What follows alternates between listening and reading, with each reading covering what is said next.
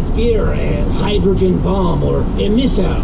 We are on the threshold of peace, Monsieur Gregory. Peace as we have never known it. Niet. I say niet. Oh, I know what's gonna happen.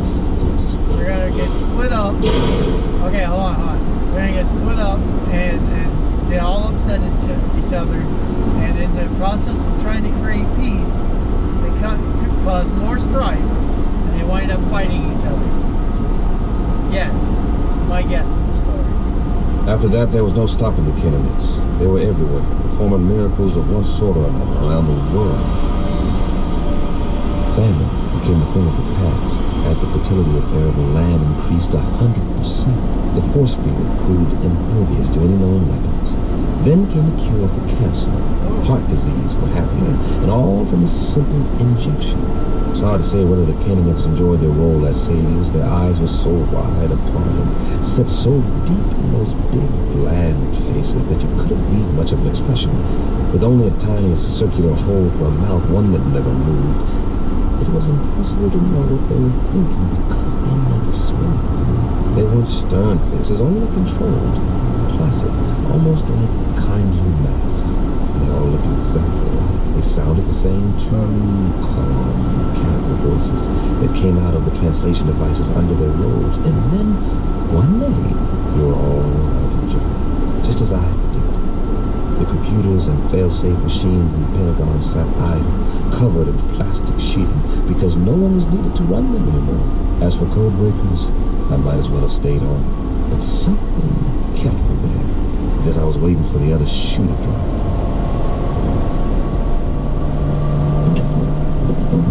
Mr. Chambers? Over here, Pat. I'm going home now, boss. Need me for anything? Like what? This isn't exactly a beehive of activity anymore. You can say that again. The new story of mankind. Nobody needs to decipher anything because, well, there aren't any more codes. Because there aren't any more secret messages. I know. Drink? Well...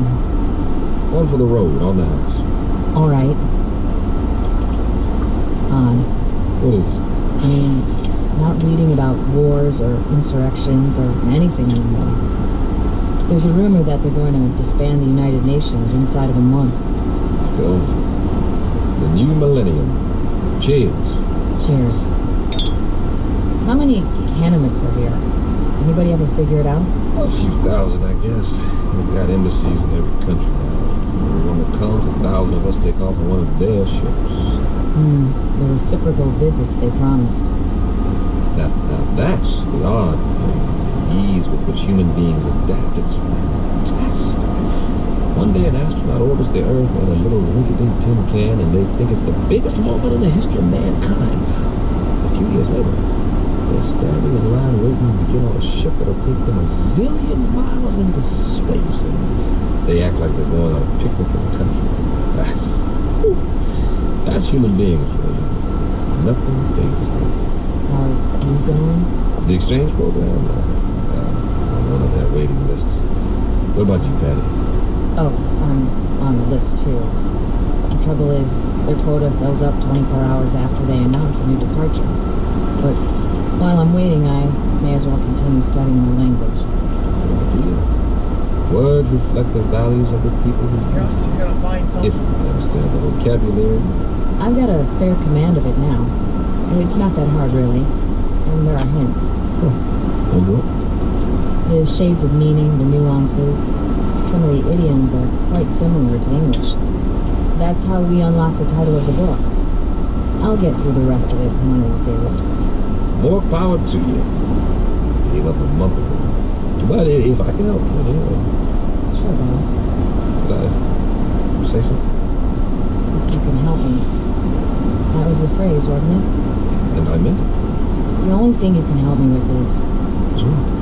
help me get rid of this knot in my stomach. What are you talking about? One of those nightmares when something's wrong, but you don't know what it is yet. A little bit of the old sixth sense. That tells you what? Just that maybe we should have looked this gift horse in the mouth, after all. For all we know, it could turn out to be a Trojan horse. Don't worry about I'm going where no man has gone before. How can I resist? Relax. I'll tell you all about it when I get there.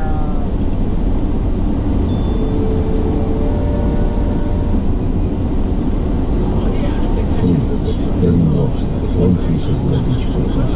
This road's alone. I'm so excited. I can hardly wait. What do you think it's going to be like? They say they've got an average temperature of 76 degrees on their planet, and the sun never goes down. Wouldn't that be something? And their clothing, it's metallic cloth, just beautiful. Kind of like spun gold. My sister has a brochure. The day you land, they take you on a shopping tour. And you can have as much of it as you want for free. It's just one big holiday when you get there. They've even got a form of baseball with leagues and everything. And I don't think I'll ever come back. And the whole trip, it's millions of miles, mind you. The whole trip only takes a few days. May I help you with your bag? Why, yes, you may. Oh, they're so polite.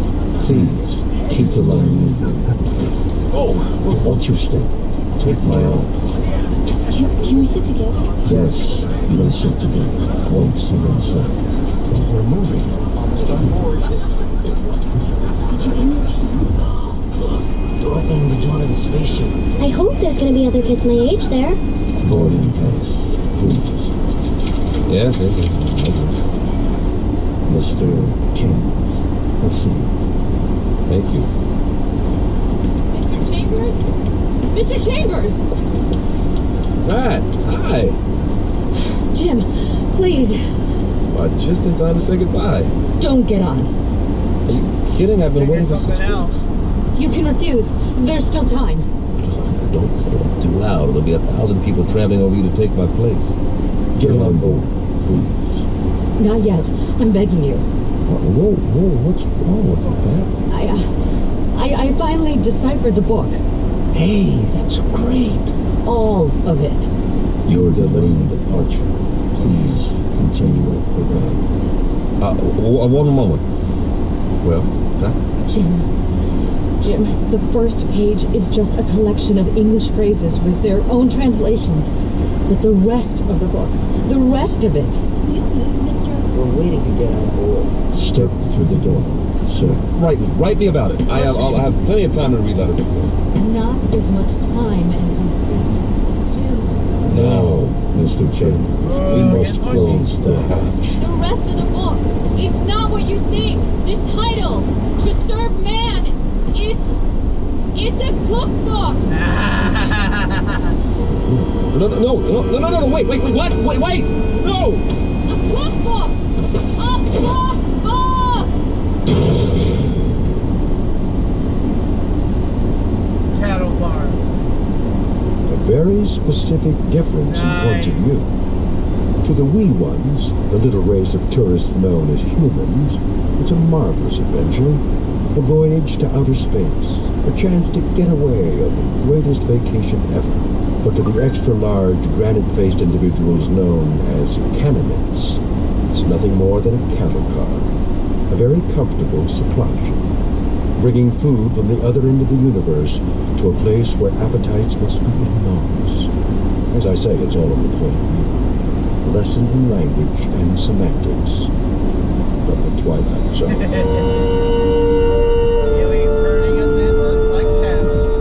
More from the Twilight Zone after this. Did it like it was nothing. Hello, I'm Stacy Keach. I hope you're enjoying this edition of the Twilight Zone radio dramas.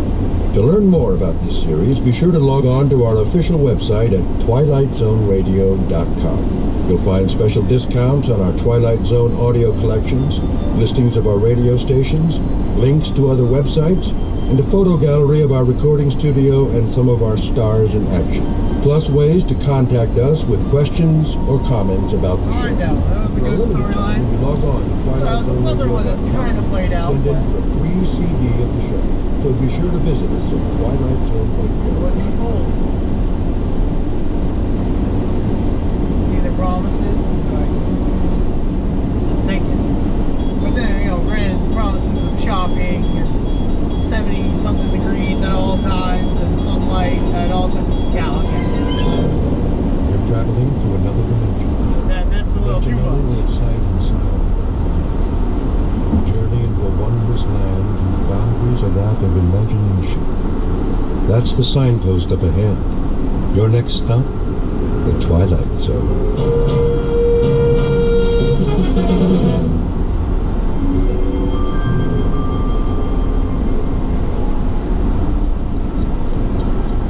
It always starts the same way. I'm trying to sleep. It's the middle of the night, pitch black. I'm so tired I can't think. But I'm nervous too, like I know something is going to happen, but I can't remember what it is. I hear a clock ticking and I look, but I can't see it. Then all of a sudden I'm really thirsty. It must be hot in here because my throat is dry and I can't make a sound. Somehow I know there's a glass of water on the table, so I reach over, but it slips out of my hand. It hits the floor. It breaks. And that's when I hear the footsteps. It's a nurse. I don't know how I know that, but I do. She passes my room and keeps on going. I'm still thirsty, so I get out of bed. When I get to the hall, I see the elevator at the end. The nurse gets on and the door starts to close. I want to say something, but I can't. My mouth is too dry. I go after her. And the door closes. I look up and the dial's going all the way down to B. I push the button and stand there and wait till it comes back up to the 3rd floor. And I get on. It starts again and it doesn't stop till it gets to B.